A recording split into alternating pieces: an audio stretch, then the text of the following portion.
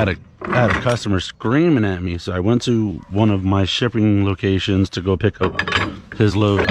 He wasn't too far from the shipper, so I called him, tried to give him as much call ahead as possible.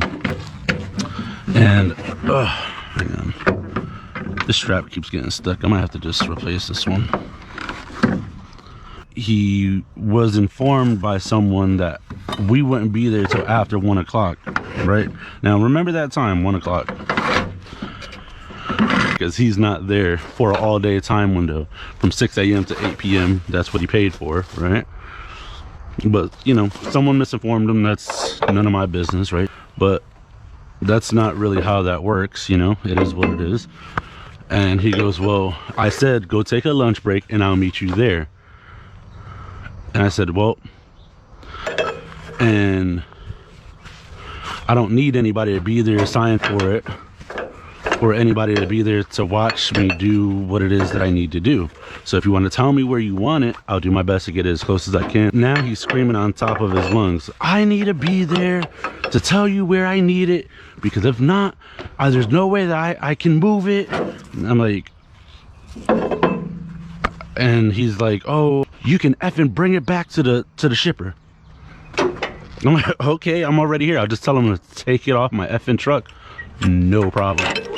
And then he changes his tone immediately. Well, that's not gonna work because I already paid for it and I need the material. I said, okay, then let me show up and do my job. That's it. That's it. And I said, you paid for a curbside delivery. It's not gonna make a difference whether you're there or not. I'm still gonna do my job to the best of my ability to get it to where you want it. And then he explains where he wants it, whatever. Guys, when I tell you, he made such a big fuss. Basically, it was like a concrete walkway to go towards the dock in Mystic, and he wanted it on the concrete in the yard over there. So I was like, all of that for this? Like, geez, I thought the site was gonna be more complicated. It was a wide open parking lot. I had all the space in the world to turn around with so second customer of the day was after that guy. It was a pickup coming out of Groton. So I called the guy. I said, hey man, just want to give you a heads up. I got one delivery scheduled ahead of you. I was talking about, you were supposed to be here by 1 o'clock. That's what Chris said. And I'm like, all right, well, first of all, I don't know who lied to you or who misinformed you, but that's my time to get there. I don't have to show up with someone else who has nothing to do with my schedule or traffic or the predicaments that I get stuck in.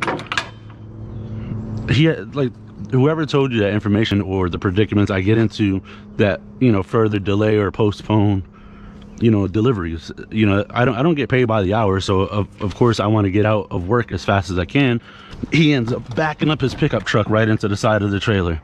And that guy, Bobby, he was in the truck with me. And I was like, dude, you felt that? He was like, yeah, what was that? I was like, he was like, no. I was like, yeah, he did. So when I got out the truck, I told the customer, I was like, you know, you just hit the side of my trailer, right? I didn't hit your trailer. I was like, oh, okay. Punctured a tire or something, that would have been different. But I mean, him bumping into it, it wasn't that big of a deal. So, and then he had decking. I could feel the customer just staring at me the whole time. But since he had a whole attitude, I don't really got nothing to say to him, you know? So he says to me, he goes, and I'm like, I don't know, I don't work for the shipper. I'm just a third-party delivery guy. He goes, yeah, I understand what you are.